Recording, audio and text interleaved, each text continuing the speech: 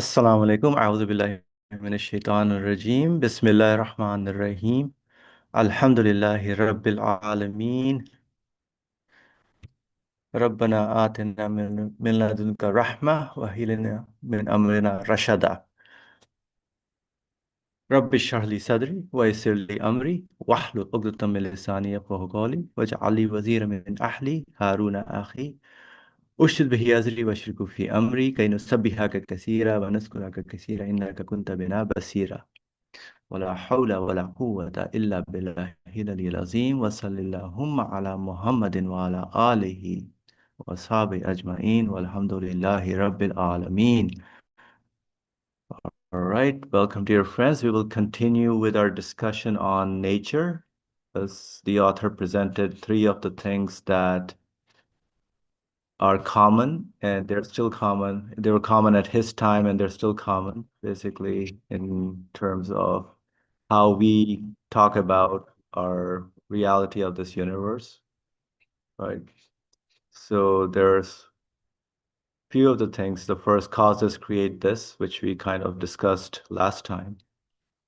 So everything that is existing, how can they have any power to make some certain formation, certain arrangement, organization, harmony in their things that are coming with the qualities that they come in? And the author mentioned about the proximity to the exterior, but what about the interior? So he mentioned a lot of those things in terms of how can causes. There were a few things that he gave the example of the pharmacy, and could it be accidental in a way, or with all those ingredients making such precise measurement and formations, right? And then second impossibility, where he also gave some example of a fly,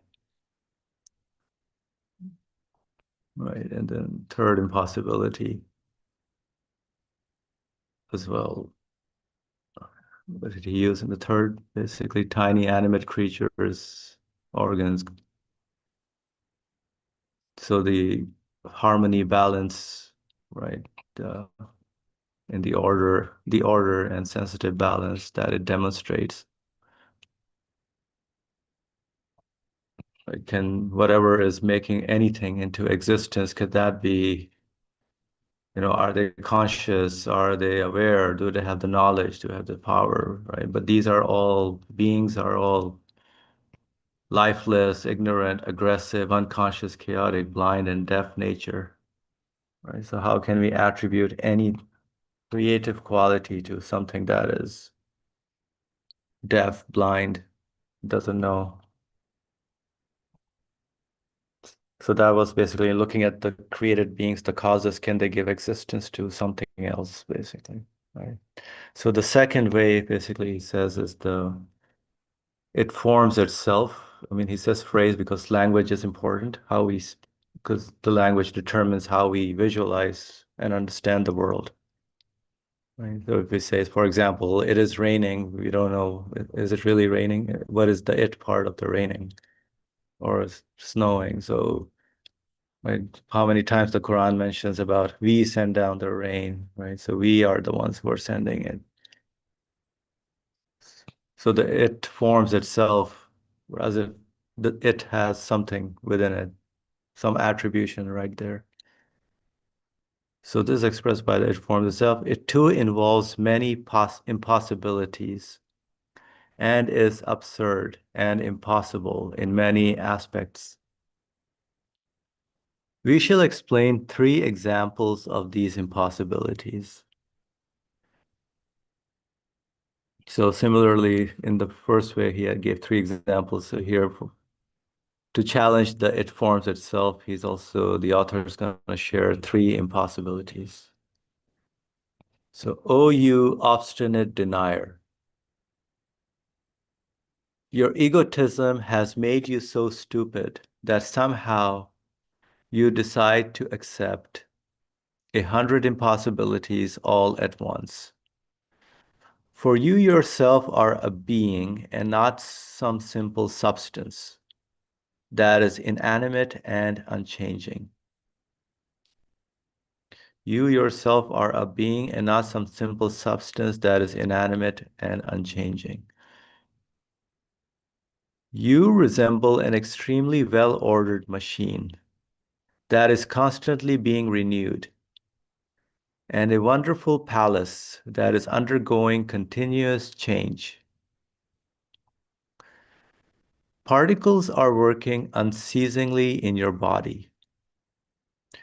Your body has a connection and mutual relations with the universe, in particular with regard to sustenance and the perpetuation of the species, and the particles that work within it are careful not to spoil that relationship nor to break the connection. So this is an interesting phrase, basically. Your body has a connection and mutual relations with the universe. We don't really think that way, right? So with the universe, we are all, so I exist within the whole like the whole universe. The existence of the whole universe is necessary for me to be, for any being to be given existence in this world. So in particular, with regard to sustenance and the perpetuation of the species and the particles that work within it are careful not to spoil that relationship, nor to break the connection. In this cautious manner, they set about their work as though taking the whole universe into account. So those particles that are working, that they set about their work as though taking the whole universe into account. Seeing your relationships within it. So within the universe, right? Your relationship within the universe, they take up their positions accordingly. And you benefit with your external and inner senses in accordance with the wonderful positions that they take. If you do not accept that the particles in your body are tiny officials in motion, in accordance with the law of the pre-eternal and all-powerful one, or that they are an army or the nibs of the pen of divine determining, with each particle as the nib of a pen, or that they are points inscribed by the pen of power, with each particle from a point, then in every particle working in your eye there would have to be an eye such as could see every limb and part of your body, as well as the entire universe. An eye such as could see every limb and part of your body as well as the entire universe, with which you are connected. In addition to this, you would have to ascribe to each particle an intelligence equivalent to that of 100 geniuses, sufficient to know and recognize all your past and your future, and your forebears and descendants, the origins of all the elements of your being, and the sources of all your sustenance. To attribute the knowledge and intelligence of 1,000 Platos to a single particle of one such as you who does not possess even a particle's worth of intelligence in matters of this kind is a crazy superstition 1,000 times over.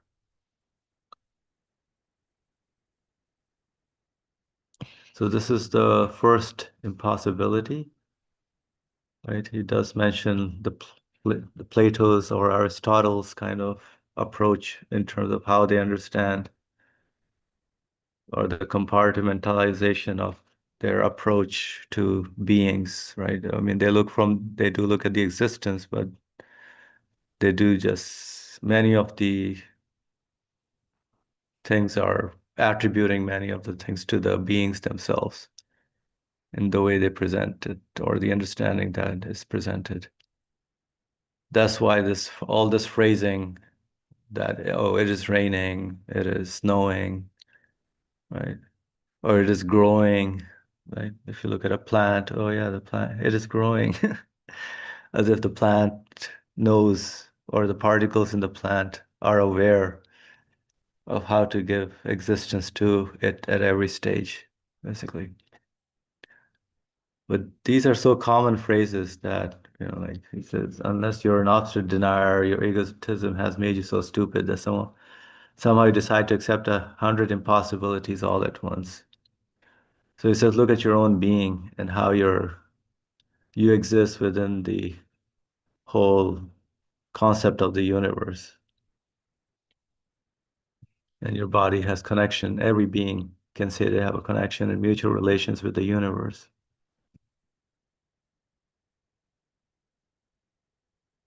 So all the particles basically are at the command of someone else, right? So they're tiny officials in motion in accordance with the law, pre-eternal, all-powerful one. So what do you guys think on this first impossibility in terms of how we can internalize this in terms of our own life conditions?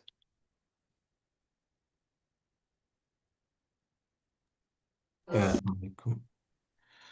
It's interesting from this, as you're reading this, think about like what we sort of take for granted, and that's kind of why he says this is so absurd because it forms itself. It's just like a statement somebody makes. You just make it. You just say something. Even the Quran makes reference of these sort of statements that deniers may have, or I might say. I just say something without even thinking about it, the implications of that statement. And once these three words, that it forms itself, he says it involves too many impossibilities and it's absurd and impossible in many aspects. Like, ooh, human beings, it's easy just to say something because it's convenient and you know, may sound nice, but we never really analyze the fundamental implications of these statements, especially when it pertains to the being out there, the creation out there. So, and as you mentioned, I mean, just looking at one impossibility, as he points out, just one. If we look at our own selves and the number of things that are happening within our body, how particles are arranging themselves. Well, sorry, not particle. I mean, even I said it. How particles are being arranged in a certain way and being renewed in a certain way. Continuous change, like he emphasizes continuous change, because creation is continuous, not a static thing. And that we, I guess, get too accustomed to creation or how it looks similar from one moment to another that we don't realize that things are being renewed constantly. And not only are they being renewed constantly, as he points out, like they are in connection with the rest of the world. So things don't happen in a vacuum.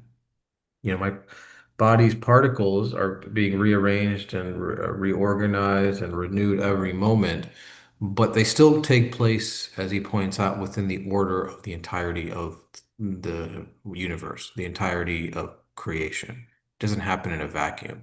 So, as he says, like the particle of the eye, it takes place in the context of the whole universe. So, at the next moment, that particle of my eye is able to see the universe, to make sense of it, to take it in. They're all working in harmony together. They're all following some order, some principles of creation.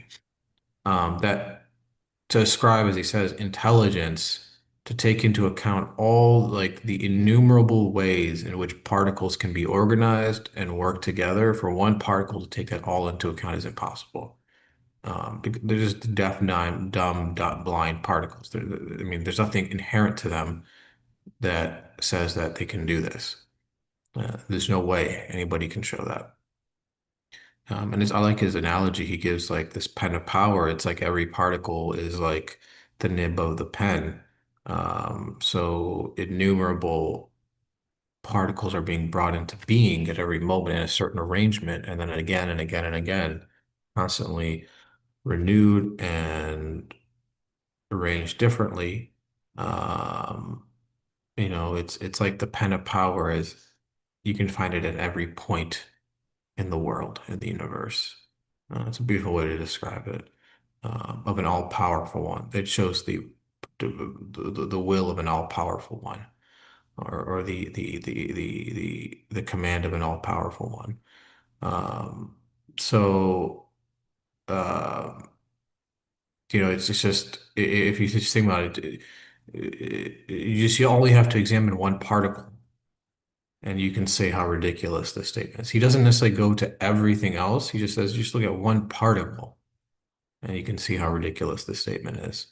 That's all we really need to go to sometimes. It's just one small aspect of the world, one minute. We think it's nothing, but just that one particle sort of completely shows the ridiculousness of denial. It's kind of a miracle when you think about it. Just one particle can do that, can really show how ridiculous all these claims are.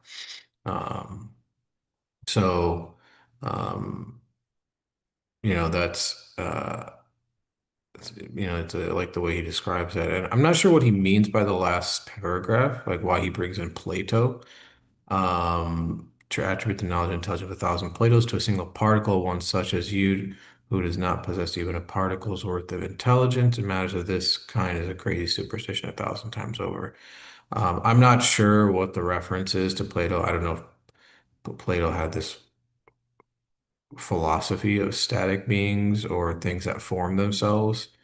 Um, uh, It says there that there's a reference to intelligence equivalent to 100 geniuses.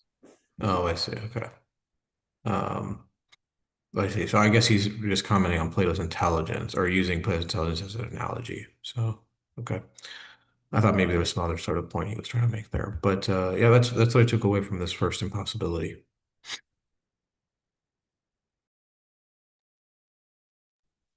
Yeah, thank you.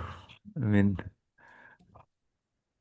yeah, I mean, the thing is also, like you said, we take everything for granted, basically, right? So, I mean, this author is also sharing in terms of how or what we need to think about in a way that, I mean, nobody really questions many of the statements that are made, or even the thousand geniuses who are maybe prevalent in our lives that we're listening to, and we're influenced by many of those things, right? So, and that's why I think even the hundred geniuses or Plato's reference, basically, in terms of all these scientists, material scientists and philosophers, and right, and then that influences a lot of how we see. But then if you just look at one particle and see how it is acting, does it have anything that would result in by saying that it is doing something? So how absurd that particular aspect is, right? Cool. Any other thought? Yeah, this is such an interesting section. I, I I wonder because it's really talking about the body. It's talking about the universe. Uh, health is obviously what everyone talks about all the time, and so when you think about it from a health standpoint, I don't think anybody. We don't ever. These are not concepts that are accepted, right? The particles in your body are in movement. I mean, that is accepted. Actually, I'm asking you both because I want you to keep me on track. You both, maybe especially Russell Hill, more aware of health. So the body and the particles are in movement, but they're interacting with the universe. Particles are moving and interacting with the universe. How is that the case? I'm at a high level. I understand your body is interacting with the universe, right? You're feeling, you're sensing, you're hearing, touching, tasting, etc. So the particles in your body, which are in movement, are interacting with it and are not stopping. And they're as though taking everything in the universe into account. Like small particles are so sensitive or aware of the whole universe. I mean, just on that point alone is, and I think it's related to what we are just saying, or what others were just saying. Is that an accepted concept that a particle in your body, let's say, I don't know, in your ear or in your eye, which, yes, I think about it, I say, look, I'm seeing the universe. So this one particle in my eye is as though adjusting and corresponding to the universe around me. And like that, if I extend it to all the other particles around it and then across my body, they're also doing the same thing. So, and in regards to those particles, he makes a reference to the perpetuation of species and sustenance. So when I eat sustenance, the sustenance goes and interacts with my body, this food that I eat, and then adjusts or corresponds to these particles. And the particles start to refine or adjust and change accordingly. And the perpetuation of species, either from where it came from or from where it will go in terms of me in this world. I came from my forebears. From me are children. But, or let's say if I will have children in the future, right? The things that are in my body now, these particles, also have an effect on that. But that's how I understood it. So far, am I tracking correctly, or anything inconsistent, or anything additional needed on this point?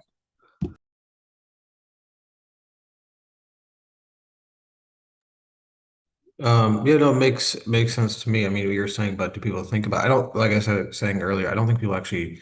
It's accepted, but I don't think people actually really think about it because it's happening at such a microscopic scale. Um, that I forget how long they say your cells shed. Is it every like you may have a almost completely new body every 8 years or something. In terms of just like, I mean, you have a new body every moment, but uh, just like the cells Do, dying, a cell dying and then being replaced. do they say Uh, that in the medical field, your body is changing at every moment? yeah, I mean, it's changing at every moment. I mean, I think people know this, but it's so hard to actually think about it because it's happening. It's like if somebody were to say, like, are you aging? Yes, every day someone's getting older, but they would need to see a photo from one photo and then like 5 years later. So it's so, even that is honestly very so precise, so balanced that human beings have a hard time. It really requires reflection. And that's not really, I guess, the age. It's just somebody can just say it forms itself. It's just easier to say that rather than having reflection. Um, so, but I think I think we'll get to it later. His third comment that he makes mention of that people use is that nature necessitates it, nature causes it. So, maybe people realize that it is being renewed, but nature is the reason for it. So, But how do they explain like the body has a connection and relation with the universe in the scientific world? but nobody really talks about that. So they really just talk about body and the connection to maybe local environment, but nobody else really has a universal sort of understanding of man. Because scientism really is about reductionism, is about reducing things to the most simplistic way to explain something. So that's why it forms itself as a very simplistic statement that has no meaning to it. So, When a doctor is treating a patient, I mean, what's underpinning, like when a patient complains about something, it's the problem they're having within the universe. Like, I don't know, like I have pain, like when I stand or I walk or I can't, sleep at night or I can't see properly. It's always them and the correspondence between them and the universe, in a sense. But it's not really looked at that deeply, right? I mean, I never heard a doctor ever tell me something like that. it's always just kind of like when you're prescribing a medication, what are we trying to do? We're trying to get these whatever cells or particles within the body to reform and readjust so that that part of the body can do the things that we want it to do, or heal itself. So anyway, so I'm saying that there is this really interesting kind of, yeah, like overlooked part, which is the universe itself, the correspondence to the universe. And yeah, I find that very, very interesting. Yeah. Yeah, I Yeah, mean, no one really. I yeah, mean, I guess please go ahead, theoretically yeah. it's true, but nobody actually considers that in real life, day-to-day life. Yeah. Because then it would require you to think about then something beyond the universe itself, something beyond the existence itself. Yes. You Yes. know? Good point. Something more meaningful, something. Yeah. So that's why I said scientism is all about reductionism, because reductionism keeps you in the world. It keeps your focus on the world itself, actually, rather than having a universal perspective. All right. So can somebody help me explain, like, so Adam said about like the pain that, okay, one has, and then how is that connected to the universe in a way?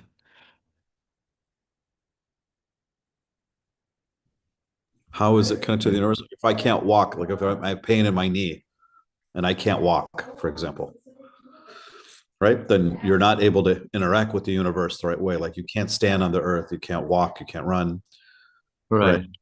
Or if you have some other ailment, like if you can't breathe, you're not able to really interact with the universe correctly, right? In a sense, I mean that's correct in a way, but that not what's ideal. And that's a very superficial way to explain it. But is that what you're asking, or is that related to what you're asking? Yeah, yeah, that's part of it. Yeah, I'm just asking if Suhail has some explanation on this in terms of from his medical field. Can you repeat the question one more time? Like how, like, so let's say somebody comes to you, he says, "Oh yeah, I am diabetic or whatever. I prescribe me some medication." So how does that relate, his body's being diabetic relate to the universe? And how would you explain it? Like you You're saying exist. like what I think about that, or how do No, I? no, how would you, let's say to an average person, how would you Oh, I bring this see. message? How this, Well, I mean, I guess for me personally, even illness, I mean, diabetes is an illness. I mean, really any illness per se, um, is still following an order. Like we human beings, we call it an illness or a disease because it's not something we like. It's not something that we're used to and that we find um pleasurable per se. It's like it would be like the weather, like if there was a hurricane out there, or a tornado, or a snowstorm. It's like, people want nice, sunny, 70-degree weather, you know. So um, that's kind of how human beings are, is that they have a preference one way or the other. We have a preference, I don't want diabetes. Inshallah, no one does, but it's still falling within an order that takes place within the order of the entirety of the universe. So it's not random and it's not chaotic. And if it were chaotic, then there wouldn't be an ability to treat it. That's why people are able to treat it and maybe reverse it or address it with treatment or medicines or lifestyle or diet, because it's taking place within an order of the entirety. I mean, you think about it, let's say you like look at the treatment. Treatment is coming from something outside the body. It's coming from something else in the world. That should show an atheist or a denier or somebody who doesn't even think about it is like, how is it possible that you can have a treatment for diabetes that's external to the body itself? It's unbelievable. That's the precision of the order. Like how is that even possible that What is external? I'm sorry, which part is external on that? you mean like when you get medical treatment, medicine. And as in like those particles that make up medicine didn't come from the body itself. That's what I mean. It may come from synthetic substances, medicines, things like that, that is found in the outside world, outside from the body. Um, or for that matter, even thinking about diabetes or any illness, you said mention diabetes, is in that How does somebody get diabetes? Typically, by and large, for most people, it's usually from lifestyle. It's from overconsumption, um, overweight, obesity. How does that happen? Is because we have a relationship with the world, with, let's say, food, what we consume, we take in, and by overconsumption, we get this sort of increase of blood sugar, or we call insulin resistance. Again, that's still following an order, and it doesn't happen in a vacuum. It's happening within the context of, even if you just ignore the universe for a second, it's taking place with your relationship with your surroundings, your environment, you know? Like how can you explain that by unintelligent particles that are constantly being as Nurse says, motion, being renewed, being arranged? It's not possible. Like, what necessitates me even having a relationship with food, needing sustenance, you know? And then not only that, if I take too much sustenance in, like there's such a precision and balance and even that too, then I can cause some sort of imbalance in my body. I don't like to word say imbalance. I would say a different sort of order that I don't find pleasurable. Um, that's how I would understand it, you know, is that even the disease of diabetes that human beings don't like, it has to do with a relationship with something like sustenance, something with our choice about how much we consume, and then even the treatment. So even our choices are not just cannot escape our relationship, even on a very tangible level, cannot escape our relationship with the rest of the world. So, so how is it that as you would say, how is it that particles know this, are aware of this, conscious of this? They're not. Yeah. How are particles aware of this? Meaning external particles or even internal particles.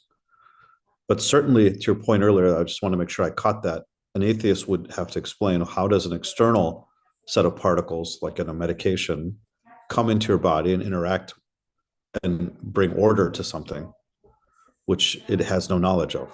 Yeah, it doesn't actually, when you think about it, it doesn't even make sense. Like there's no way that that should happen. If you think particles have something to do with anything, because there's nothing in the particle that would explain that. And then furthermore, like why one substance over another? Like let's say somebody takes the wrong drug or poison, it can harm them. Also follow in order. So why this drug but not something else? You know? It doesn't make any sense when you look at particles themselves. If you drill down to the finest thing, like the particle, as he points out, it doesn't make any sense how that's happening on its own.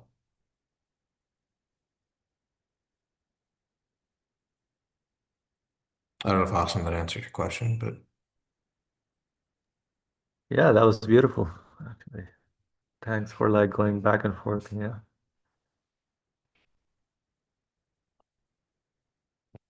All right. I mean, that's the thing we need to discuss actually, right? So that even for ourselves, basically, so how we are kind of brainwashed in a way with the language of society and civilization that, right, we don't realize how the importance of how each and every particle within our being is being employed, just like the particles, everything. I think he went to the particle level, the author, just because everything at the smallest thing that he could think of, right? Because when they say it is doing something, right? So they say that for some reason that thing itself, within itself, has something. Like the smallest thing doesn't know, isn't official by the one who is like making it follow some order, right? So that's very interesting.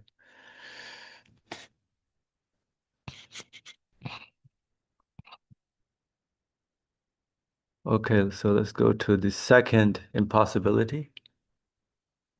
Your being resembles a thousand doomed, wondrous palace in which the stones stand together in suspension and without support. Indeed, your being is a thousand times more wonderful than such a palace, for the palace of your being is being renewed continuously in perfect order. leaving aside your truly wonderful spirit, heart, and other subtle faculties. Each member of your body resembles a single doomed part of the palace. Like the stones of a dome, the particles stand together in perfect balance and order, demonstrating the eye and the tongue, for example, each to be a wondrous building, extraordinary work of art and miracle of power.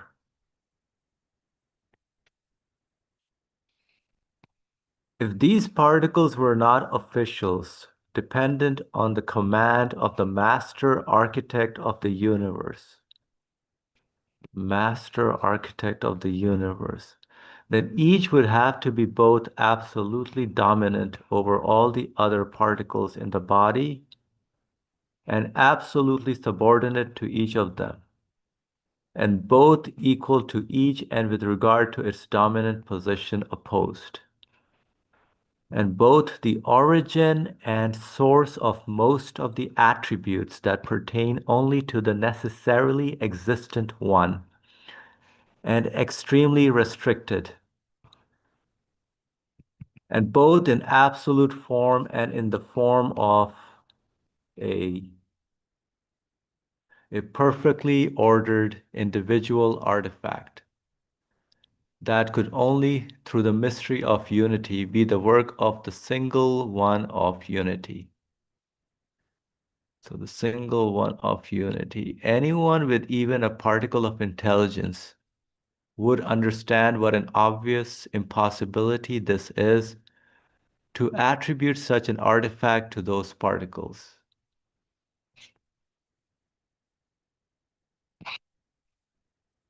All right, so again, in this second impossibility, he gives the example of the human body being like a wondrous palace where many things are functioning, basically, right? So, like, if you look at our being, all the different tools, senses that we are given, like even he said, the truly wonderful spirit, right? Even the life itself, animated life that is given to us, heart, subtle faculties, right? Each one is like a palace in itself. Like if you look at the way like ophthalmologists will study the physical eye, but they can't study really vision. How, right? I don't know, maybe Sohail can talk on those things, or the tongue, right? For the receptors that, they take the taste, and then even for our speech, right? So the tongue has incredible palace or building in itself. Now, if these particles were not officials dependent on the command of the master architect of the universe, then each would have to be both dominant over all the others, right? Absolutely dominant.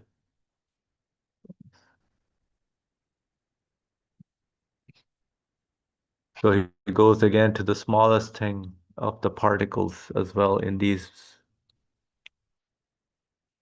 eye or in the tongue. So each being in the eye, each particle, the smallest thing, is under the command, cannot be acting by itself, doesn't know, right? Otherwise, there would be competition between each one particle versus the next particle, which is, right? And then they have to know exactly the whole body. They would have to know the whole universe as well. Right? So individual mystery of unity. So this is the mystery of unity. He calls mystery of unity, the work of the single one of unity. What do you guys think on this second impossibility? Anything new to add?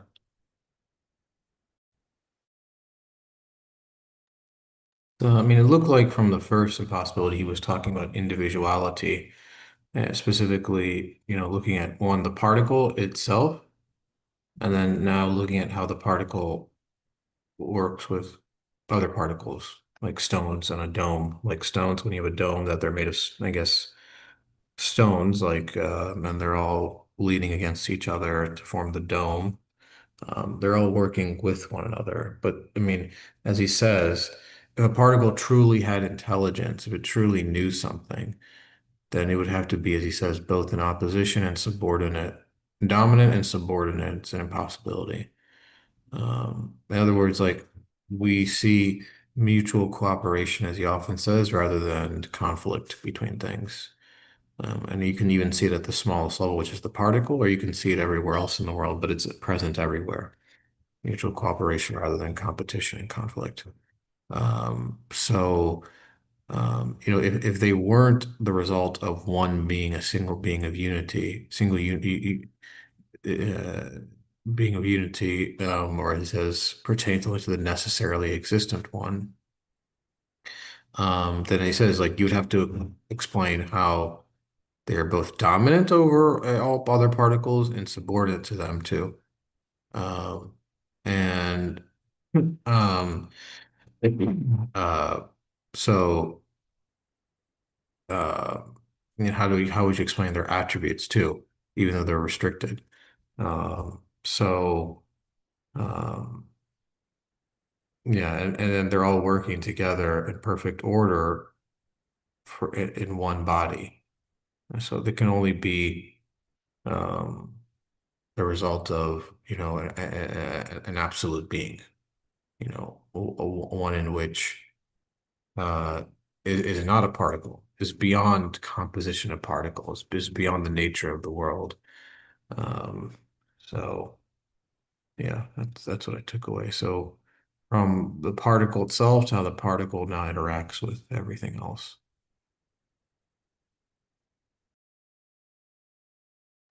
And I'm just wondering why he brought in the part of the single one of unity, like in this second impossibility, like all the Or he wants single one of unity. He mentions that. right. I mean, here he So I goes with think the, what I think single one of unity is like ahad, absolute one. I think that's what he means by uh single one of unity. Meaning all these things are working together. They can only proceed from from the command of an absolute one, that which is beyond the nature of the world. So, and I think he's saying single one of unity is because you look to how the particles are interacting with each other. They're all working in harmony with each other. They can only be the result of an individual being that um, unity. So an individual being, so single one, and unity implying that it has knowledge of all particles at the same time. So not just one, but all of them at the same time.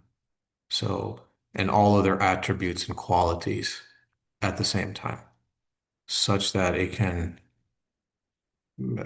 cause those beings to be and then work together in a particular order. So an individual one with complete or absolute knowledge, power, will.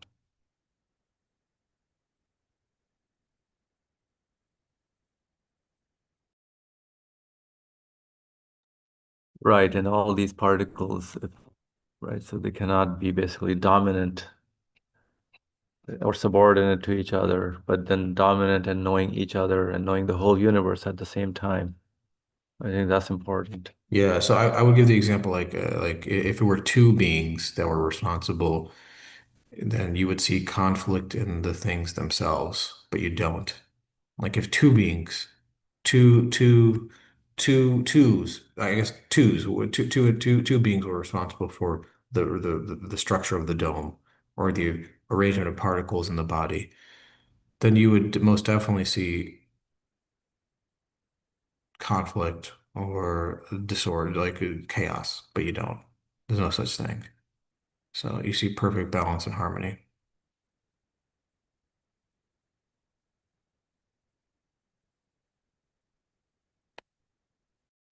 Awesome. Yeah. Alhamdulillah. So any other comments before we move to the third impossibility? All right. We can go to the third impossibility. So if your being is not written by the pen, of the pre-eternal and all-powerful one. So your being, how you are as a human being, who is the single one of unity and is instead printed by nature and causes. There would have to be printing blocks in nature, not only to the number of cells in your body, but to the number of their thousands of combinations, which are arranged in concentric circles. Right, so if you go into nature and causes, for if this book, for example, which we hold in our hand is written, a single pen may write it relying on the knowledge of its writer. If, on the other hand, it is not written and is not attributed to its writer's pen, and if it is said that it exists of its own accord, or it is ascribed to nature, then as a printed book, it would be necessary for there to be a different iron pen for each letter so that it could be printed. In a printing press, there have to be pieces of type to the number of letters in the alphabet, so the letters in the book come into existence by means of them. Pens to the number of those letters being necessary in place of a single pen.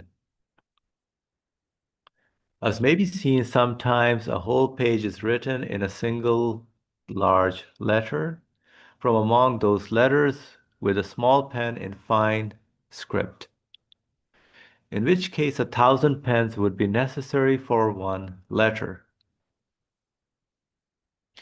Rather, if it took the form of your body with all its components, one within the other, in concentric circles, there would have to be printing blocks in each circle, for each component to the number of the combination that they form. Now see, if you claim this, which involves 100 impossibilities to be possible, then again, if they are not attributed to a single pen, for those well-ordered artistic pieces of type, faultless printing blocks and iron pens to be made, further pens, printing blocks, and letters to the same number as themselves would be necessary. And they too would have to have been made. And they too would have to have been well ordered and artistically fashioned, and so on. It would carry on in succession ad infinitum. There, you to understand this way of thinking is such that it involves impossibilities and superstitions to the number of particles in your body. O denier of God, see this and quit the way of misguidance.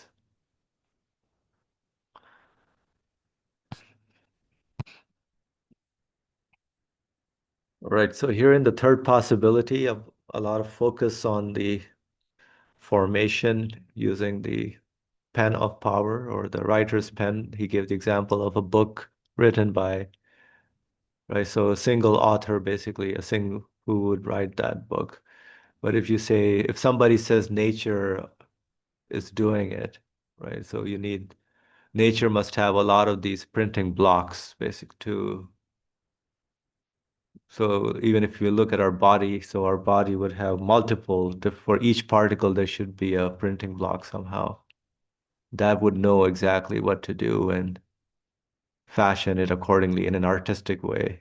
And it's well ordered, knows, okay, this one goes first, this one goes second. And so all those printing blocks, and he uses like concentric circles because even within those particles itself, it's like marvelous things are there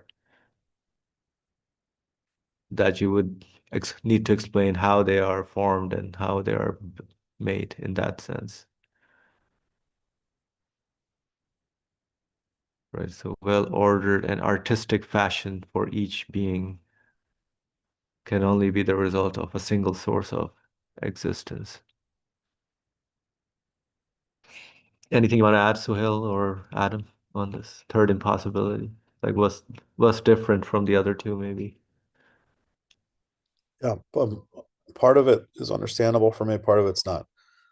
So what I understand, this issue of printing, which is a new concept, or not a new concept, but a concept being introduced here, right? Because it's saying it's either written by the pen of power, by the pen of a pre-eternal and all-powerful one, who is single of unity, single one of unity,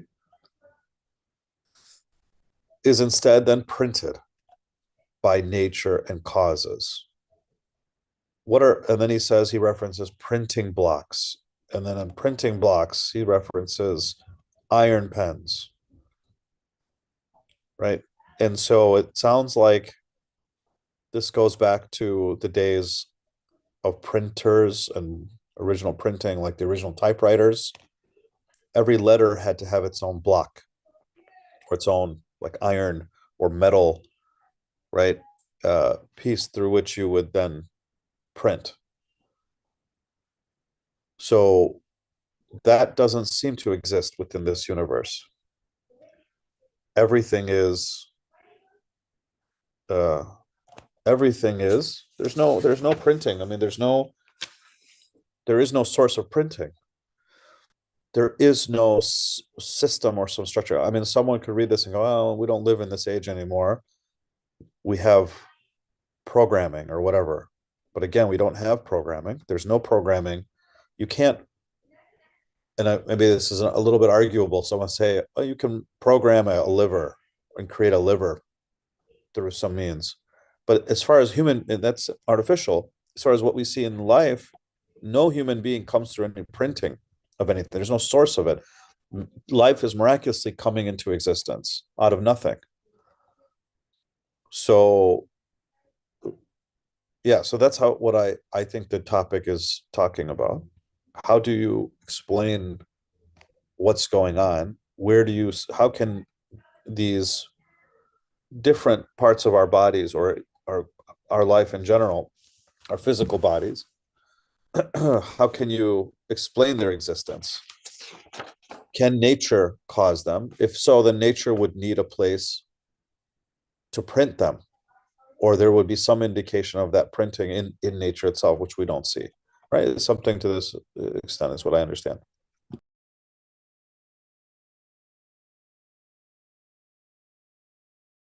Yep, thank you. Yeah.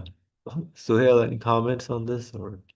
No, I think everybody explained it well. It's, as I was saying about, um, he goes back to causality and saying that, you know, if you speak about cause, I mean, he's using the example, an old example of how things Adam was saying about printed, there was each type font letters.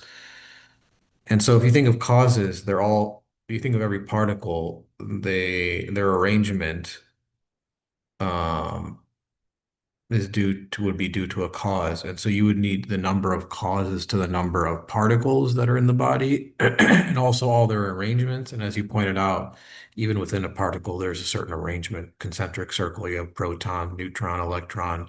Further down, you have, quarks and things like that. And, even those particles themselves have an arrangement within themselves. Um, so you would need a cause for every one of those things, so the number of particles and the number of arrangements of those particles in the body, if they were not the result of a single one of unity. Um, so, um, that's kind of, what I took away. And then to see them all well ordered, faultless. So, uh, uh, and then he makes mention of at the end, like that paragraph where he says, if you claim this, which involves 100 impossibilities to be possible, um, if for those well-ordered artistic pieces of type, faultless printing blocks, and iron pens to be made, further pens, printing blocks, numbers to the same number as themselves would be necessary. Um, so I'm guessing what he's saying here is that uh, you know, even if you, what is the cause of the cause and the cause of that cause and the cause of, to go further and further and further back, you'd have to go back ad infinitum. So, um, if you restricted your view to the world itself. So, Is the point here not that you don't see any of that? You don't see any of these printing presses or printing structures, and as you said, it would, and the text says it would require that. And by the way, what is he referring to that's being printed? A particle, a whole being? no, I think he's talking about particles. Okay, Yeah. so that even the particles, but we don't see anything like that. And imaginatively, if we think about how many particles there are, if this idea is sound, then that would mean there were millions upon millions. I mean, there's no quantification of it. You can't quantify even the number. Yeah. Yeah. He's saying what you're saying is that if you're saying, the cause happens within the world itself, then you should be able to see the cause. And then you'd have to explain the cause of that cause and the cause of that cause.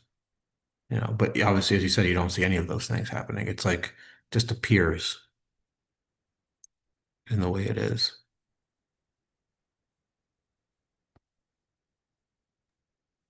Right, so he's saying like your each page, for example, of a book is like the form of your body, basically. So each with all its components, right? And then you need printing blocks for each of that components of your body, like the physical body or even the other internal body. For each element, you would need a separate printing block, which is impossible, right? So he's using like the whole human body in this, all these different examples that he gave about particles. It's interesting. A single large letter and then So particles, by definition, already exist within the universe, right?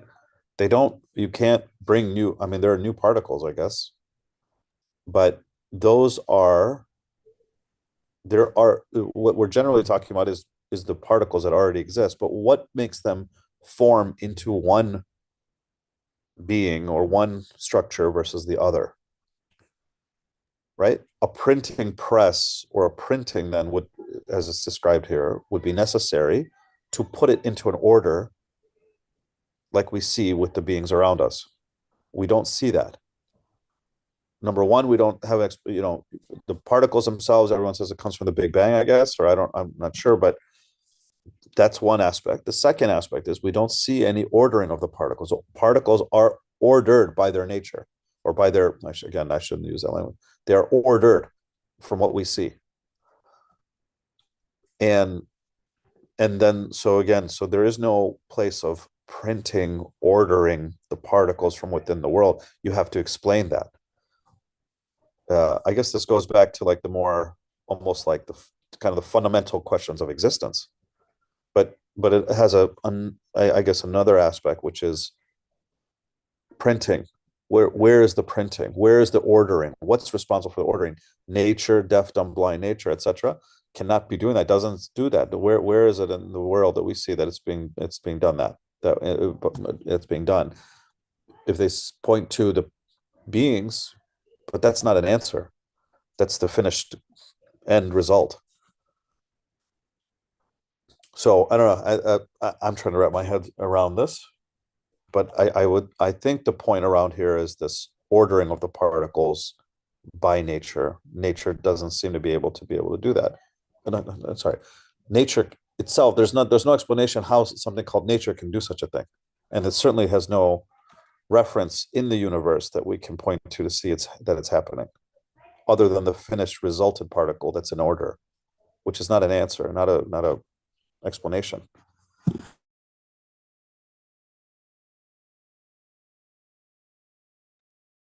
yeah, thank you for sharing all that comment. You're right.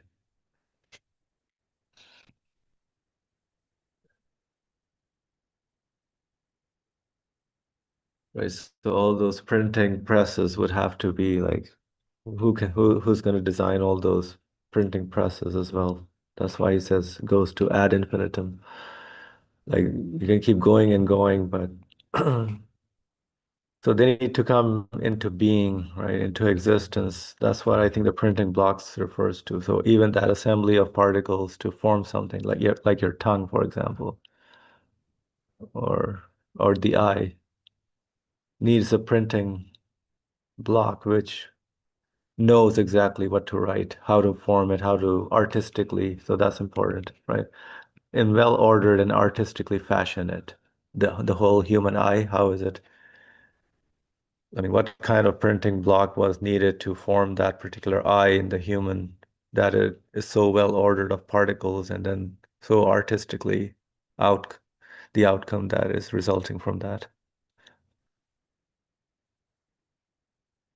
Mhm.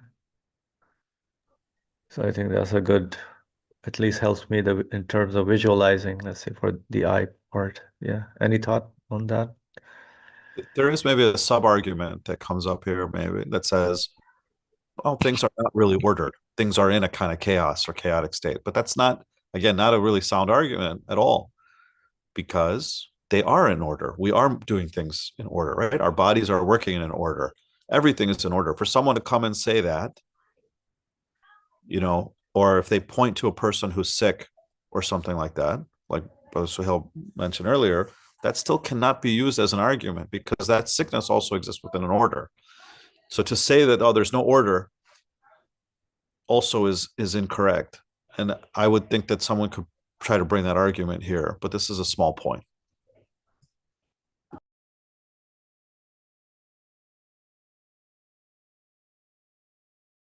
Yeah, I think those are like biased ideas that many say because of like the chaos theory, or that they kind of say, hey, there's no order, it's chaotic without any proof or anything. Would you say that, or have you encountered like conversations with anyone who would bring that? Sure. Yeah, like someone might say, well, so and so's a sick person, their body is not acting in an ordered way. We have to go in there and order it around. Let's introduce medications. Let's start doing some physical changes, et cetera, et cetera. But even the premise of that is still uh, wrong because you're not adding order to it. You are working within the existing order. So if, for example, you say, okay, I'm going to introduce a medication, I'm not a doctor, I'm just saying, well, how do you know that one portion of that medication is going to go to this part of the body or this other part of the body? Again, you're working with the order that's already there. You don't know. And so for those people who, again, very egoistically look at the world, look at the things, and use these discrepancies, they're not even discrepancies, they're just like variations in the order, you could say, I guess, and point to them and use them as a basis of, again, an egoistic or a way to support misguidance is not acceptable. So I definitely hear those things. I hear that a lot about sickness and other matters.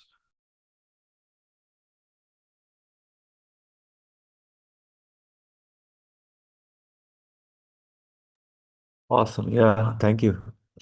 Any, Suhail, any comment further? Do you want to make anything or? No, no, I mean it's kind of said what I wanted to say, but yeah, I mean it's interesting. Like first he goes to the first impossibility particle, then the second possibility how the particle is arranged, then the third impossibility what the cause of that arrangement is. Uh, so he kind of works his way through the reasoning, Right. you The know. cause of the arrangement, Yeah. correct? Yeah.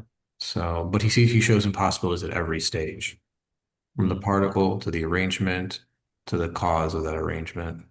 So. cool.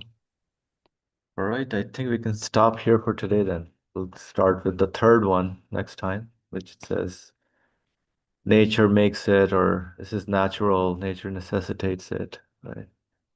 We'll see how he brings the impossibilities there as well.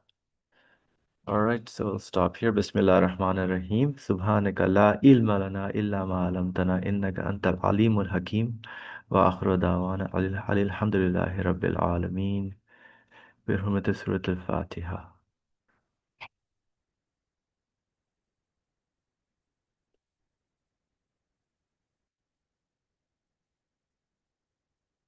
Right.